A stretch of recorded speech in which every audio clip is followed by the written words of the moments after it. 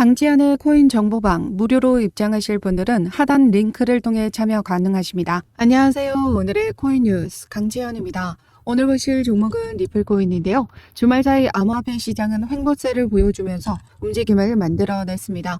오늘은 전체적인 암호화폐 시장의 동향과 단기적인 리플의 가격 흐름 그리고 4월 소송 관련한 내용까지 모두 말씀드리도록 하겠습니다.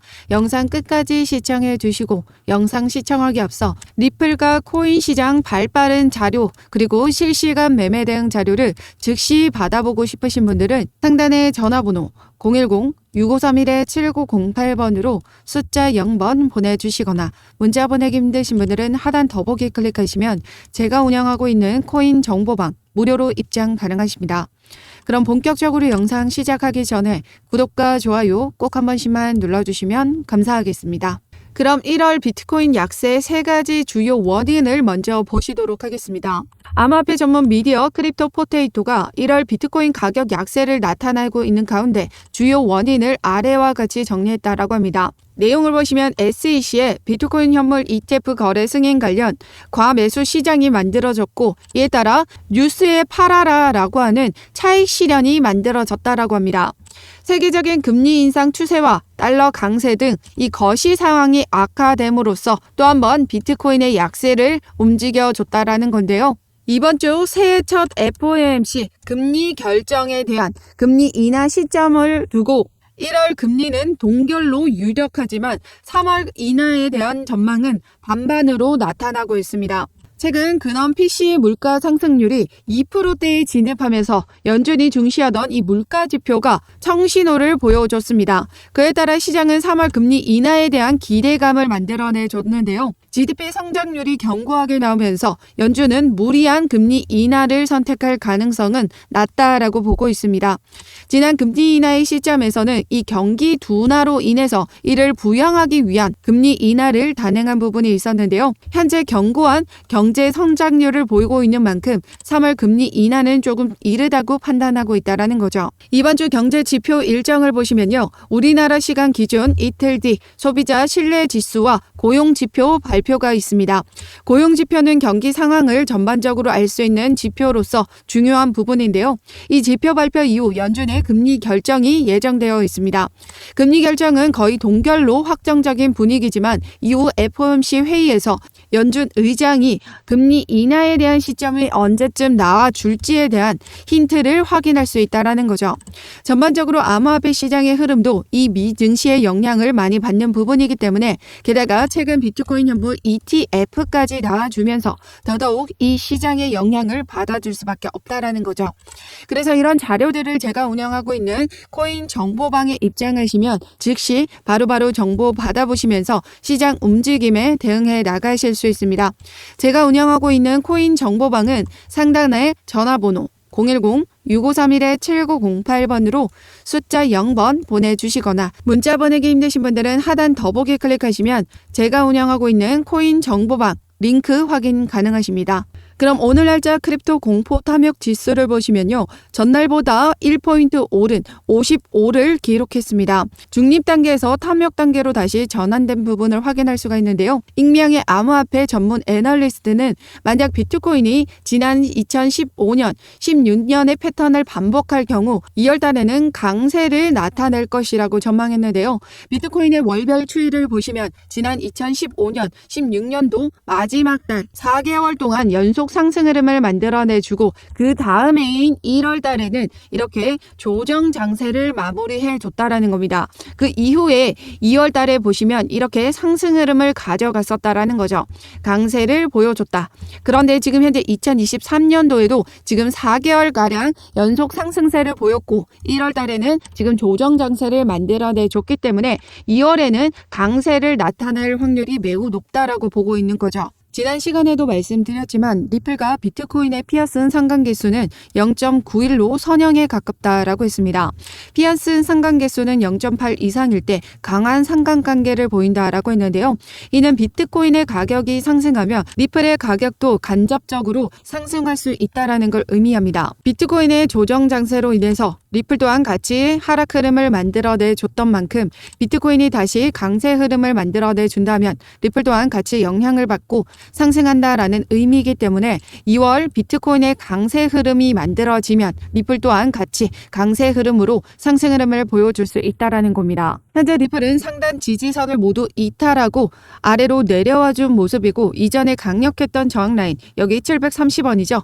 해당 여기 라인을 지금 지지를 받아주고 있는 모습입니다. 그렇다라는 건 해당 730원을 이탈하는 신호가 나타났을 때 그때가 우리에겐 절호의 매수 기회일 수 있다라는 거죠. 그렇기 때문에 실시간 분봉 차트를 통해서 해당 어느 지지선을 지금 받아주고 있는지 라인을 이탈하는 신호가 나타날 때마다 그때 우리에겐 절호의 매수 기회였다라는 거죠. 그렇기 때문에 이런 이탈 신호가 나타날 때마다 실시간으로 여러분들에게 매매 대응 자료 즉시 바로바로 공유 드리고 있습니다.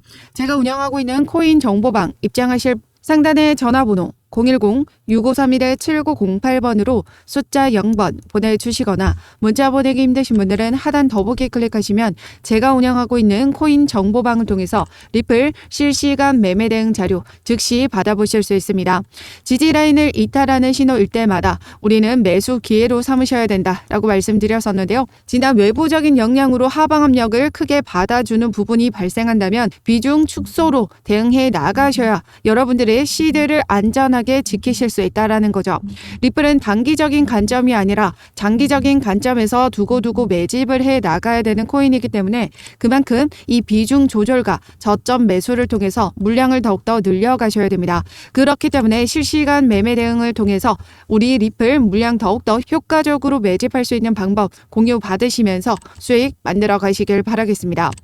어떠한 금전적인 요구 절대 하고 있지 않으니까요. 여러분들은 구독과 좋아요 꼭 한 번씩만 눌러주시면 감사하겠습니다. 그럼 리플과 SEC 간의 정식 재판 일정이 4월에 예정되어 있는 가운데 미 법원이 리플사와 SEC의 합의안을 올해 2월까지는 마련하라라고 했었었죠. 이 소송 관련해서 잘 모르시는 분들을 위해서 간단히 소송이 어떻게 흘러왔는지 설명드리도록 하겠습니다.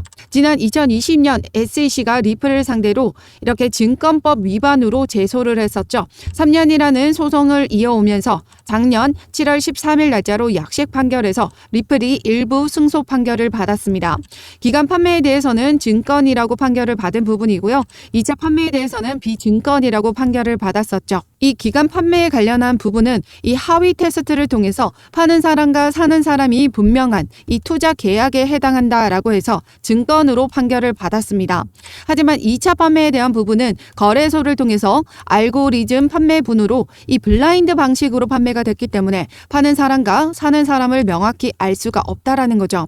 이렇게 하위 테스트를 통해서 증권인지 아닌지 판단을 하게 되는데요. 2차 판매에 대한 부분은 이 세 번째 하위 테스트의 요건에 충족하지 않는다라는 거죠.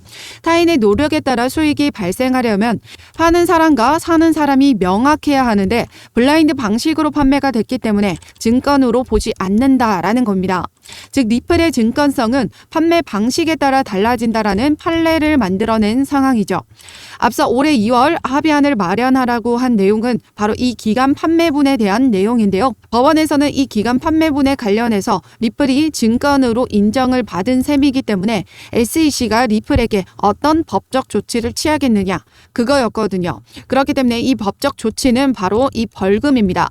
그래서 SEC가 리플에게 처음 제시한 벌금 금액은 이렇게 7억 7천만 달러를 요구했었는데요. 이 금액은 리플이 그동안 기관들을 대상으로 판매한 전체 규모인데요. 그런데 친리플 변호사의 입장을 들어보시면 이 SEC의 관할 건은 미국 내로만 제한되어 있습니다.